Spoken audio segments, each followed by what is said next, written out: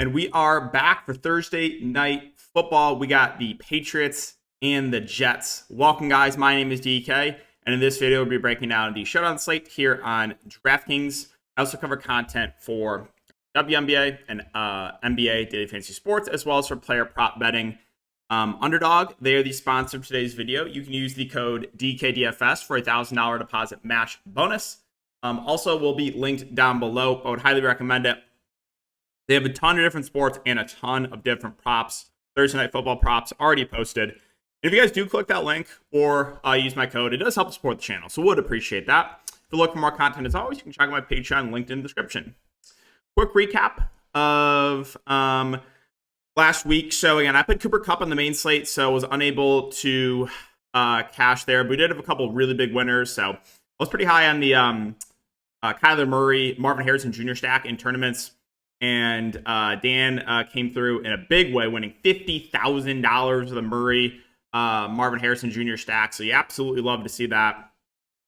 And then for the showdown slate, I was very high on Britton Covey.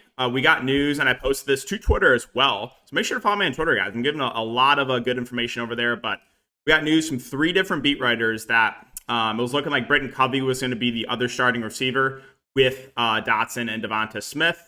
And for that reason, I also bet his anytime touchdown. He was close. He had 6 catches, 2 catches called back, and 2 catches, like 2 little screens inside the 10. Unfortunately, was not able to get in. That was the only prop they had listed, was anytime touchdown. If they had his receptions or receiving props, it would have been great. But yeah, we did have where is it? Did have someone turn $2 into $2,100. This also would have won the Millie Maker. So it would have been $100,000 if you enter this in the Millie Maker. But Jalen Hurts, Barkley, Devonta Smith with London Mooney, and then Covey, who's only 2% owned, which is wild. So again, $2 into $2,100. You do love to see that. All right, so let's recap there. And yeah, let's get into it. Also, again, guys, doing prop threads as well on Twitter, posting a lot of info. So I'll be talking about this in the breakdown as well. Going through each team, kind of talking about stats, routes, snap percentage, all that good stuff. So go ahead and check that out. That's for free over on Twitter.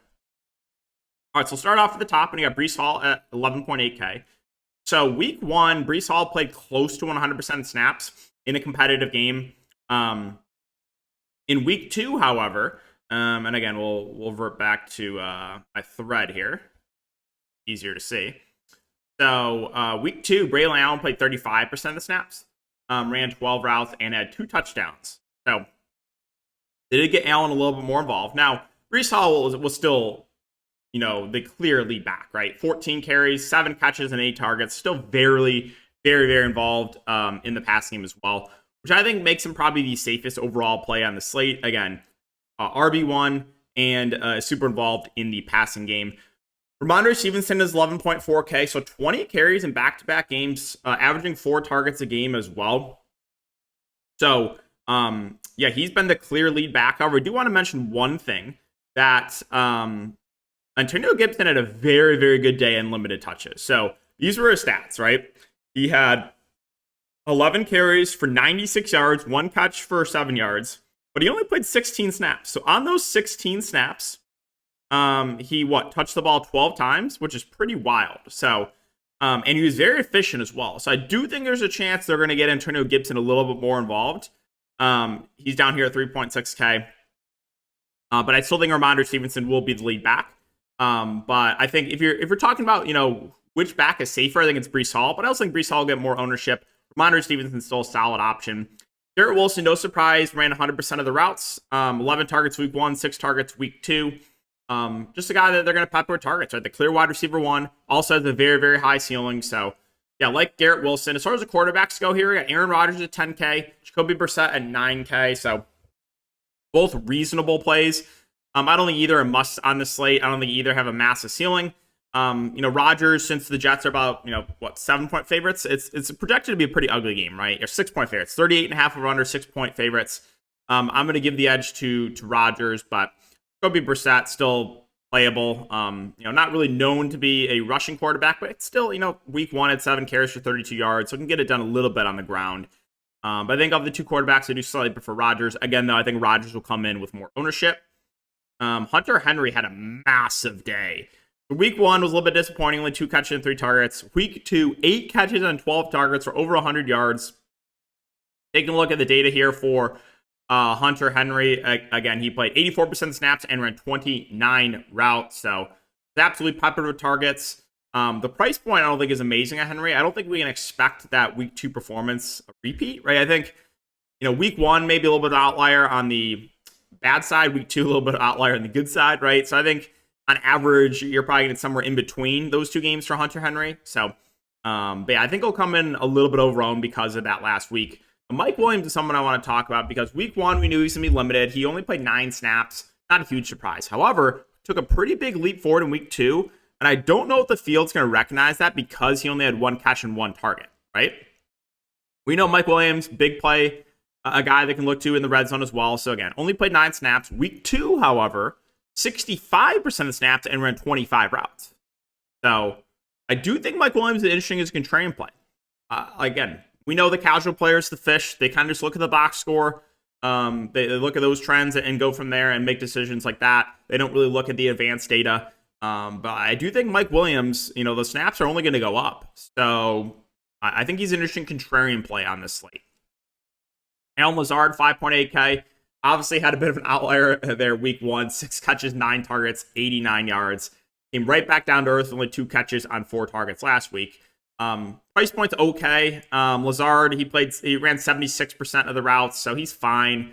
I think, though, when you factor in ownership, I would rather take a shot in Mike Williams. I have a feeling Lazard's going to get a lot more ownership than Williams. If that's the case, I'd rather go to Williams at a similar price point, factoring in ownership and chances of success, right? That's all the DFS is. Now, a lot of sites don't even have ownership up yet, but I have a pretty good feeling that Lazard's going to be more popular than Mike Williams. Now, a lot of the showdown sites have been, between high-powered offenses recently, so the defenses haven't been getting a ton of love.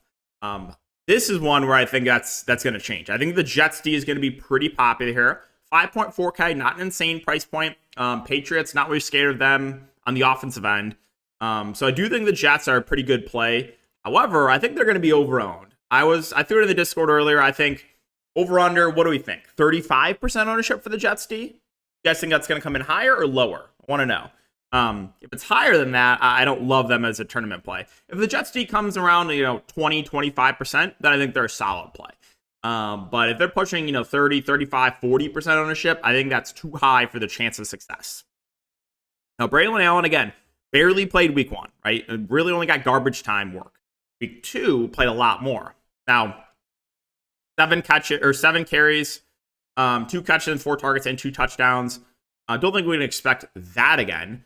So I think Allen is not out of play, but a little pricey. I would expect him on average to probably get 5 to 6 touches a game. So a 5.2K. Again, not the best price point. The 2 kickers, both firmly in play. It's been kicker season recently on the showdown slate. The one downside I will say about playing a kicker is I think they're probably going to go a little bit over-owned. But in general on the showdown sites, the kickers seem to go under-owned. However, with recent trends, and this is why I'm bringing this up, we know more casual players kind of buy into trends that don't really matter of, a kicker's gone off on each of the last 3 showdown sites. That means I have to play a kicker, right? No. That would be the only downside. However, kickers are usually pretty safe plays, and with a game projected to be relatively low scoring, they're both fine options. The Patriots defense of 4.4K, still viable. I think will come in much lower owned than the Jets D, but still viable there. Patriots wide receivers haven't really done a ton. So we got a report last week before the start of the game that Jalen Polk was going to see an increase in snaps. He did see an increase in snaps, but it wasn't by a wide margin. So let's go back up here. Bring this up. So again, week 1, he played 55% snaps. Week 2, 60% snaps. So, he saw a 5% increase in snaps. The other wide receivers were as follows. Demario Douglas, 56% of snaps, 24 routes. A.J. Osborne, 75% of snaps, 21 routes. Tyquan Thornton, 46% of snaps, 19 routes. And then Javon Baker, 9%, only 1 route. So, ownership's going to play a big role in what I'm going to do here with these Patriots receivers. And like I said, we don't have ownership up really for any site yet, ownership projections. So that'll be something I'll, decide on a bit more closer to lock. But we got Demario Douglas is 4.2. Jalen Polk is 4K. AJ Osborne is 3.2. And Thornton is 1.6. I think right now my favorite is Demario Douglas based on the routes. Also, they said that they need to get him more involved. Coach speak. There was some coach speak about getting Demario Douglas more involved going to Thursday night. So right now he's probably my favorite. But we'll see what the ownership comes in. I mean, none of these receivers really have done much, right? 1 catch, 1 target, week 1 for Polk, 2 catches on 3 targets. Last week, again, Demario Douglas put up a donut. Last week, 2 catches on 3 targets week 1. KJ Osborne, 3 catches for 21 yards week 1, 1 catch for 7 yards week 2. And then Tyquan Thornton, 2 catches, 3 targets, 27 yards, and then a donut last week. So not like these Patriots receivers have done much. I will say, though, I don't think we can expect that type of performance again from Hunter Henry. Hunter Henry had a massive game last week, and I think you're probably going to get a little more looks for some of these wide receivers. But again, ownership's going to play a pretty big role in what I'm going to do with the Patriots receivers. Now, Antonio Gibson, we kind of mentioned that the snaps weren't great for him, but he was very, very efficient with his touches. So I do think there's a chance he plays a little bit more here. I think if we're looking at the back of running backs on the slate, right, you got Braylon Allen is, 5'2", right? Or where's Braylon? Yeah, 5'2" for Braylon Allen, 3.6 for Antonio Gibson. For me, give me Antonio Gibson over Allen. Factoring in the price, for sure. Tyler Conklin, I didn't one here for the Jets. Hasn't really done a ton. 1 catch in each of the last 2 weeks. However, the opportunities are there for Conklin. So he is someone I think actually is a pretty solid value play here. So 93% of the snaps and ran 28 routes. Again, only 1 catch and 2 targets, but he's out there a ton. And he's really cheap. So I do think Conklin's a solid value play. Like for me, I would rather play Tyler Conklin at 2.8 than Austin Hooper at 2.4. Hooper is the backup tight end for the Patriots. Still is out there a bit. So Hooper played 54% of snaps and ran 11 routes. But if you're going to give me someone playing almost 100% of the snaps and running way more routes at a similar price point, I'm just going to prefer Conklin to Hooper. Xavier Gibson, the wide receiver 4 for the Jets, did not see a lot of runs. Gibson last week only ran 12% of the routes. Not great. So kind of hard to go there. We talked about Thornton at 1.6. What else? Is there anything else I want to mention? Rucker was the backup tight end for the Jets. So he played 37% of the snaps and ran 7 routes. But that's basically it. Unless we get a late injury popping up in the next day or something. I don't really think there's anyone else that is viable down here. All right, guys, so that's going to wrap it up for the video. As always, if you do enjoy, make sure to like, subscribe, hit the notification bell. Really appreciate all the support, whether it be on YouTube and Twitter. We're getting a lot of love, so appreciate you guys. Good luck, and we'll see you all in the next